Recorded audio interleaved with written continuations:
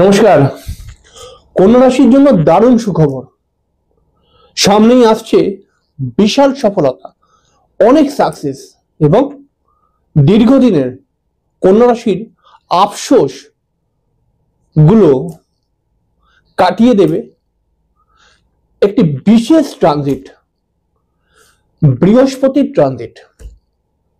18ই October থেকে বৃহস্পতি মিথুন রাশিকে ছেড়ে কর্কট রাশির মধ্যে প্রবেশ করছে এবং এর ফলে কন্যা রাশির মানুষেরা অনেক লাভ পাবে, অনেক দিক থেকে লাভ পাবে। কন্যা রাশির মানুষদের বহু আটকে থাকা কাজ হবেই হবে এবং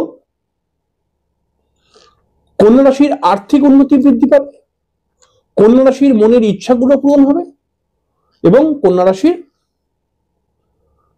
বেশ অনেকটা শুভ সময় হবে, যে মানে শুভ সময় আসছে, যেটা এই শুভ সময় অনেক কন্যা রাশির এই শুভ সময়টাকে কাজে লাগিয়ে কন্যা রাশি নিজেকে ডেভেলপ করতে পারবে। পুরো অনুষ্ঠানটিকে দেখুন, দেখলে পরে হয়তো বুঝতে পারবেন যে আমি কি বলতে চাইছি। দেখুন, বৃহস্পতি আমরা জানি একটি নৈসর্গিক শুভ গ্রহ। বৃহস্পতি 12 বছর অন্তর অন্তর এক একটা রাশির মধ্যে ভ্রমণ করে। তাহলে মিথুন রাশির মধ্যে বৃহস্পতি আছে, তাহলে 12 বছর আগে এই মিথুন রাশির মধ্যে বৃহস্পতি ছিল। কিন্তু বৃহস্পতি একটি রাশির মধ্যে থাকা কম বেশি 1 বছর থাকে এবং 1 বছরের মধ্যে বৃহস্পতির কিছু অবস্থান বা কিছু অবস্থার পরিবর্তন হয়। এবারেও হচ্ছে 18ই অক্টোবর থেকে বৃহস্পতি কিন্তু কর্কটের ঘরে চলে আসছে এবং থাকবে প্রায় নভেম্বরের শেষ। তো এই বিষয়টা কোনো হালকা কথা নয়, এই বিষয়টা খুব গুরুত্বপূর্ণ কথা এবং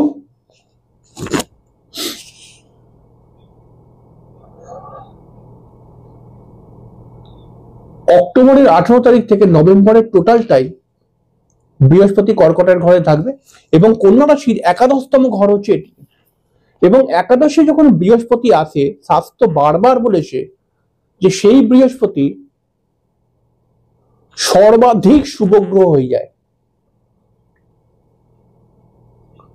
এখানে বৃহস্পতি এসে কন্যা রাশির আর্থিক উপার্জন বৃদ্ধি করবে, অর্থ উপার্জনের জন্য বিভিন্ন লাইন খুলে দেবে এবং এখানে বৃহস্পতি এসে কন্যা রাশির মানুষদের বহু আটকে থাকা কাজগুলো করিয়ে দেবে।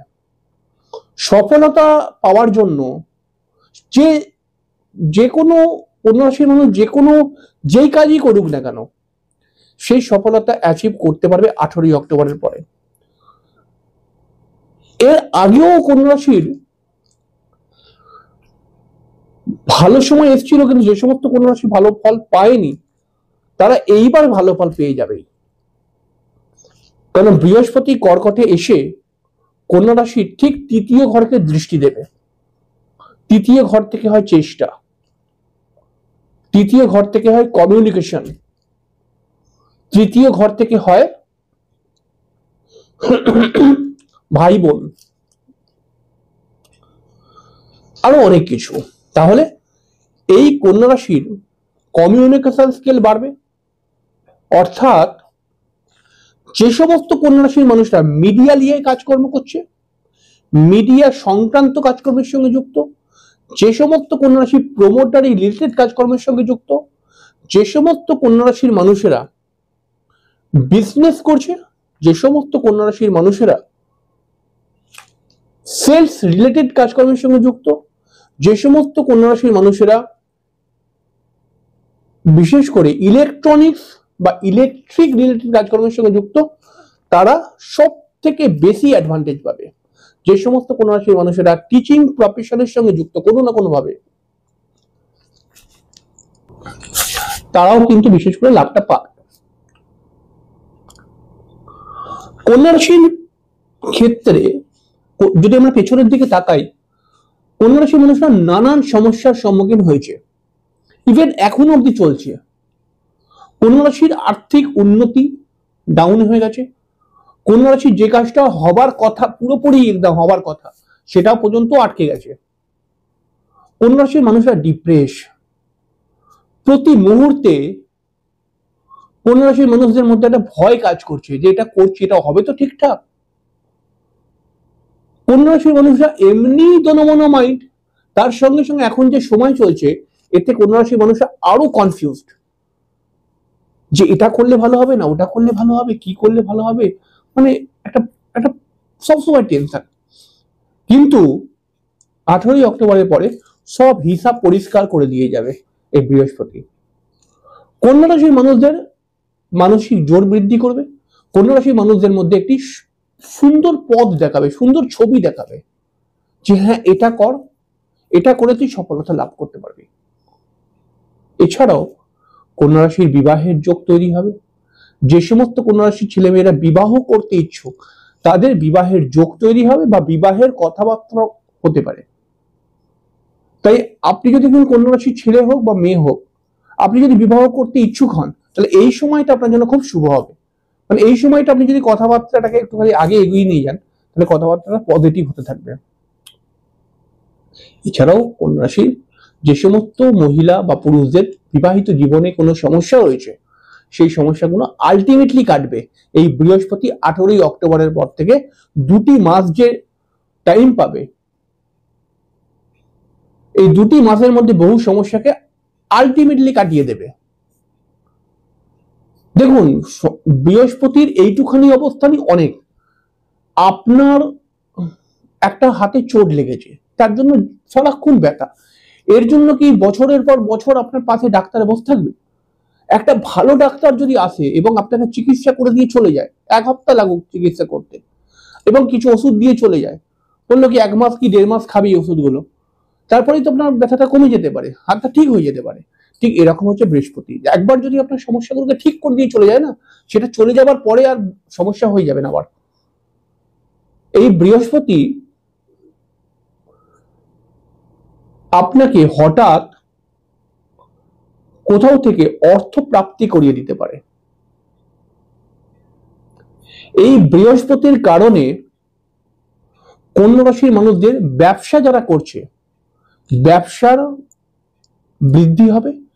আউট অফ স্টেটের সঙ্গে যারা ব্যবসা করছে কোন রকম, সেই ব্যবসার গ্রোথ সব থেকে বেশি। এছাড়াও যে সমস্ত কন্যা রাশির মানুষরা অকাল্ট রিলেটেড কাজকর্মের সঙ্গে যুক্ত তাদের ক্ষেত্রে পজিটিভ একটা জায়গা দেখতেই পাওয়া যাচ্ছে। কন্যা রাশির 7ম স্থানে রয়েছে শনি, এবং এই বৃহস্পতি 18ই অক্টোবর থেকে শনিকে দেখার ফলে যে শনি সারাক্ষণ কন্যা রাশির উপরে যে দৃষ্টি ফেলে ডিপ্রেশন করে রেখেছিল কন্যা রাশিকে, সেই ডিপ্রেশনটা কেটে যাবে। কন্যা রাশির মানুষরা কিন্তু অবশ্যই অবশ্যই অবশ্যই মানসিক জোর বৃদ্ধি পাবে, তবে পেট সংক্রান্ত সমস্যা আসতে পারে, এই জায়গাটা একটু খেয়াল রাখতে হবে। আর যে সমস্ত কন্যা রাশির পুরুষ হোক বা মহিলা হোক যাদের সন্তান রয়েছে তাদের সন্তানকে নিয়ে চিন্তা বাড়তে পারে। আবার উল্টো দিকে যে সমস্ত কন্যা রাশির ছেলে মেয়েরা পড়াশোনা করছে, হায়ার এডুকেশনের মধ্যে রয়েছে, তাদের ক্ষেত্রে কিন্তু রেজাল্ট ভালো হবার কথা, এবং কলকাতা হোক বা আমাদের দেশের বিশেষ কিছু গুরুত্বপূর্ণ কলেজ বা ইনস্টিটিউটে তারা যদি ভর্তি হতে যায় তাহলে সেটাও কিন্তু কিছু পজিটিভ সাইন তৈরি করছে। আলটিমেটলি আমি বলতে চাইছি 18ই অক্টোবর থেকে বৃহস্পতির যে অবস্থান করবে, যে কর্কটে এসে অবস্থান করবে, অবস্থার যে পরিবর্তন হবে, এই পরিবর্তনটা কন্যা রাশির মানুষদের জন্য এতটাই পজিটিভ যে কন্যা রাশির মানুষরা এই সময়টার মধ্যে যদি একটু নিজের চেষ্টা, নিজের বুদ্ধি আর নিজের একটু প্ল্যান খাটিয়ে এগোতে পারে তাহলে বহু কাজ এরা সফল করতে পারবে। আর যদি প্রত্যেক দিন 10 বার করে মাত্র ওম গুরুবে নমঃ মন্ত্রটি জপ করতে পারে, মিনিমাম 10 বার, বেশি হলে তো 108 বারও করতে পারে কেউ, তাহলে দেখবেন কন্যা রাশির বহু সমস্যা আলটিমেটলি কাটবে আস্তে আস্তে করে, এবং এই সময়টা অনেক কিছু অ্যাচিভ করতে পারবে।